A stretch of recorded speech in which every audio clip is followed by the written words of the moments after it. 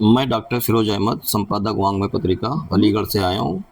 और सबसे पहले मैं आपसे पहला सवाल ये करना चाह रहा हूँ, सबसे पहले आप अपना परिचय विस्तार से बताइए।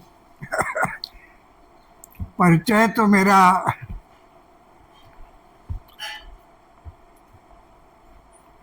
वर्ष 1933 सितंबर 19 सितंबर 1933 को मेरा जन्म इंदौर में हुआ था।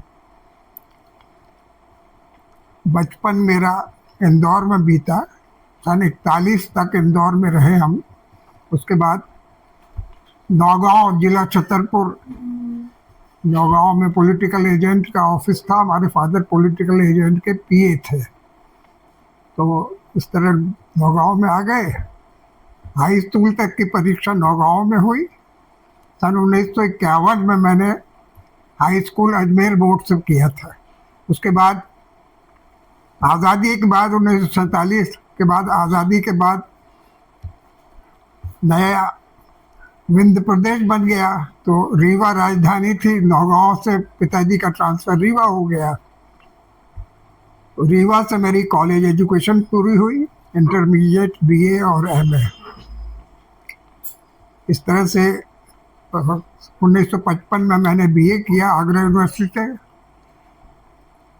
एमए भी प्रीवियस आगरा यूनिवर्सिटी सिलेबस से और फाइनल सागर यूनिवर्सिटी सिलेबस से। बीए करने के बाद मैं सूचना तथा प्रकाशन विभाग में विंध्य प्रदेश में लाइब्रेरियन के पद पर पहली पोस्टिंग मेरी हुई थी। जी। सब इसके बाद दूसरी नौकरी आपकी कहाँ पे? सूचना प्रकाशन विभाग में आखिर तक रही। 36 साल सूचना प्रकाशन विभाग में मैंने सेवा की। तो लाइब्रेरियन के बाद मेरे अनेक प्रमोशन हुए। कैमरामैन भी रहा हूँ, उसके बाद सहायक जनसंपर्क अधिकारी, सहायक संचालक, उप संचालक, संयुक्त संचालक और आखिर में अपर संचालक के पद से वर्ष 1991 में मैं सेवानिवृत्त हुआ भोपाल से। जी।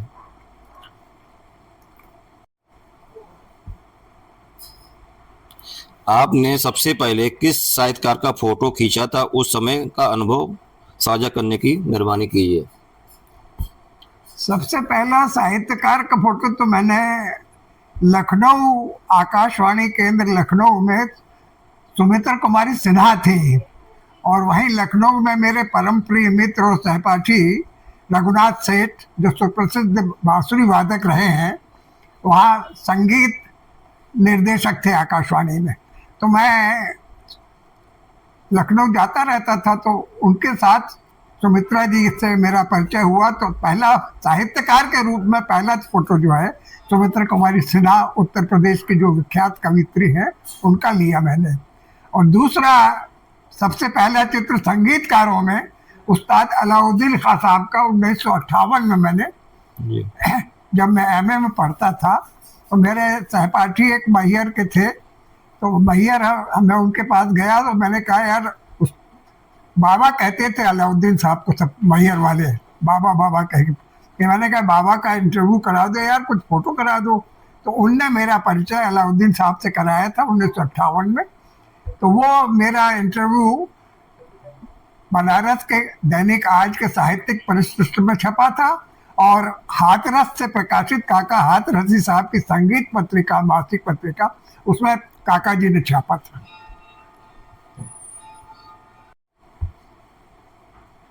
आपने किन किन साहित्यकारों का फोटो खींचा, विस्तार से बताइए।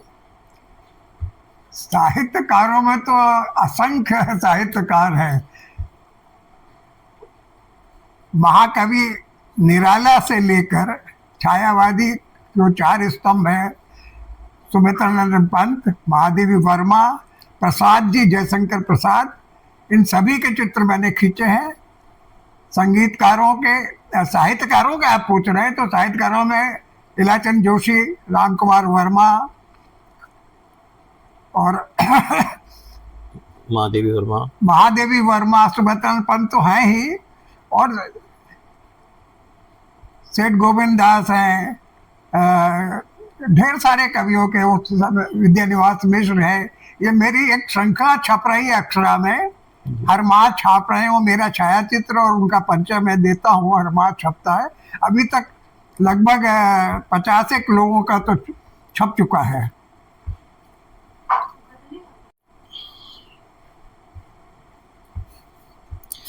आपका साहित्यकारों से संबंध कैसा रहा फोटो खींचने के समय?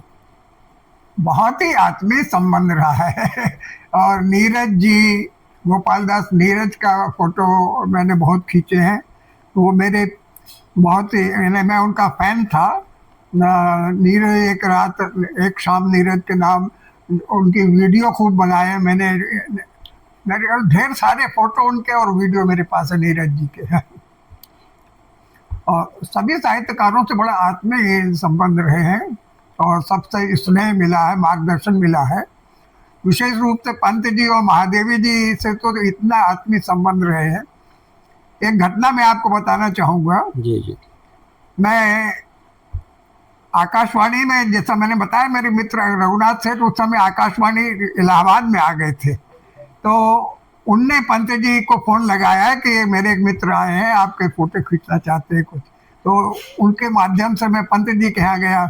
मैंने पंत जी के खूब फोटो खींचे। दूसरे दिन मैं महादेवी जी के यहाँ पहुंच गया। तो महादेवी जी का जब मैं फोटो खींच रहा था जी। तो मेरे दिमाग में आया कि महादेवी जी और पंत जी का एक साथ फोटो अगर हो जाए तो बहुत अच्छा है। ये दोनों महान विभूतियां हैं। जी जी। तो मैंने देवी जी से आग्रह किया कि देवी जी मेरी इच्छा है कि, तो देवी जी ने कहा कि इसमें क्या है, मैं पंत जी को फोन लगाती हूँ, अगर वो घर पर हैं तो अपन चलते हैं उनके घर, तुम्हारी इच्छा पूरी हो जाएगी, एक साथ फोटो खींच लेंगे। तो देवी जी ने जब उनको फोन लगाया पंत जी को, तो पंत जी वहां से क्या बोले, कहने लगे ये कौशल कल तो मेरे फोटो खींच गया है, आज आपके यहाँ पहुंच गया। तो आप क्यों आ रही हैं, मैं खुद आता हूँ आपके यहाँ, उनको रोकिए। और फिर पंत जी 15-20 मिनट में देवी जी के घर आ गए और मेरी इच्छा पूरी हो गई। तो मैंने उनके खूब दोनों के एक साथ फोटो खींचे और उन दोनों के साथ अपने भी फोटो खींचे। तो ये एक संतुलन बहुत अच्छा है। क्या किसी साहित्यकार ने फोटो खिंचवाने से मना किया था? अगर किया था तो उनका अनुभव बताइए। नहीं, ऐसा कोई उदाहरण नहीं है। हर एक साहित्यकार ने बड़े, भवानी प्रसाद मिश्र जी का फोटो लिया मैंने बहुत। और आधुनिक जो साहित्यकार हैं, हरिशंकर परसाई, शरद जोशी, इनके भी मैंने, शरद जोशी तो हमारे विभाग में से सूचना था 55 भोपाल में सन 60 में। तो बाद में वो रिजाइन करके स्वतंत्र लेखन में गए, फिर बम्बई चले गए।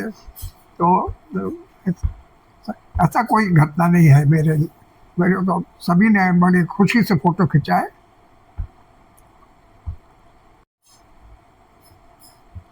आपने किन किन साहित्यकारों पर लिखा है अब तक? साहित्यकार जहूर बख्श साहब तो आपने छापा ही है उनको, तो जहूर बख्श को उनके बारे में, विद्यालयवास मिश्र के बारे में, हरिशंकर परसाई, शरद जोशी, लगभग जितने लीडिंग साहित्यकार हैं, राम कुमार वर्मा, विद्यालयवास मिश्र, सोहन लाल द्विवेदी, जी। उन जो बिंदगी के रहने वाले आपके उत्तर प्रदेश के, उनका भी मैंने इंटरव्यू भी किया, फोटो भी किया, और वो अक्षरा में भी छपा है। और उनकी ग्रैंड डॉटर यहाँ भोपाल में है, उन्होंने अपनी पत्रिका में वो छापा है।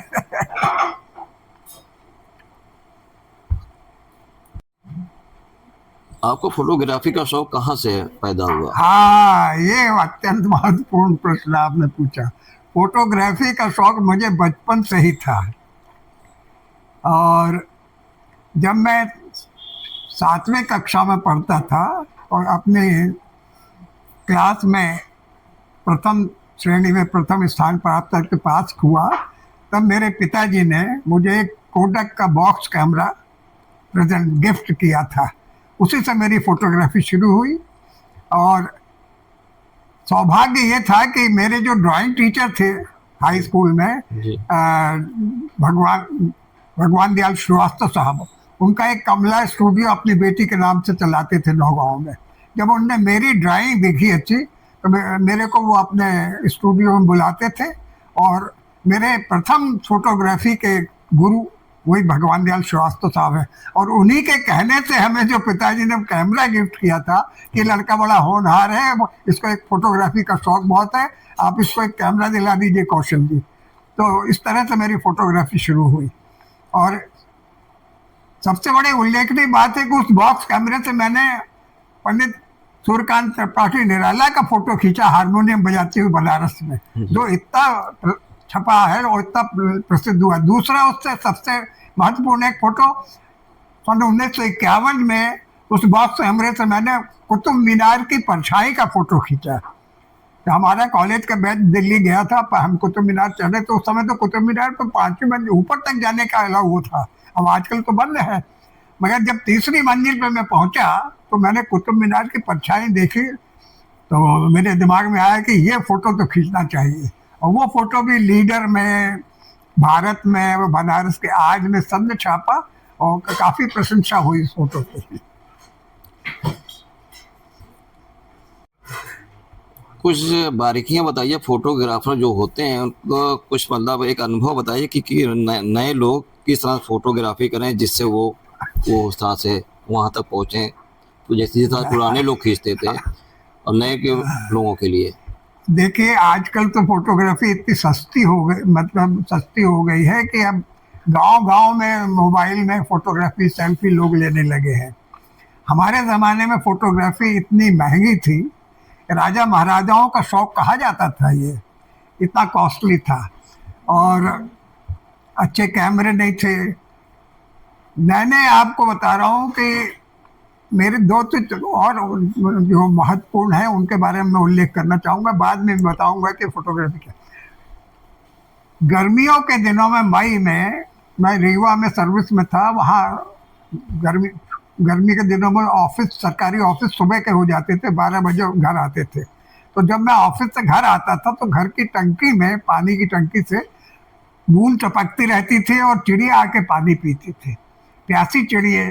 मैंने वो फोटो खींचे हैं जो जिसमें आज के फोटोग्राफर्स के लिए भी वो एक शिक्षाप्रद अनुकरणीय उदाहरण है। मई के महीने में तपती धूप में टेली लेंस तो था नहीं, तो मैं कंबल ओढ़ के बैठा और मैं अपना कैमरा लिए और चिड़िया आती थी और पानी जैसे थोड़ा सा हल्ला शटर की आवाज़ सुनती तो उड़ जाती थी। तो मुझे 4 घंटे तपस्या करनी पड़ी।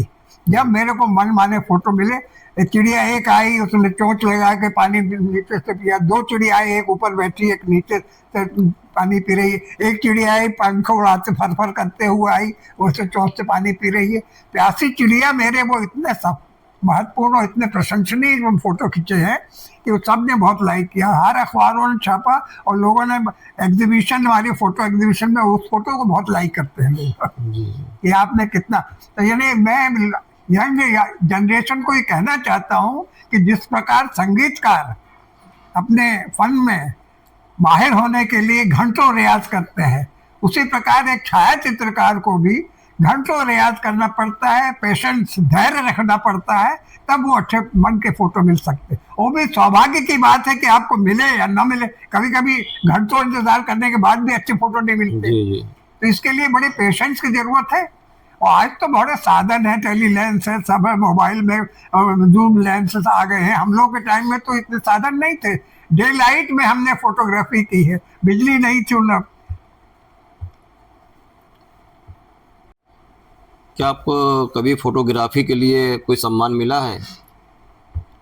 सम्मान के दृष्टि से तो मैं बहुत भाग्यवान हूँ कि मेरे को इतने सम्मान किए हैं लोगों ने। विशेष रूप से सेवानिवृत्त होने के बाद मैं होल टाइम इसमें डिवोट करता हूँ फोटोग्राफी में।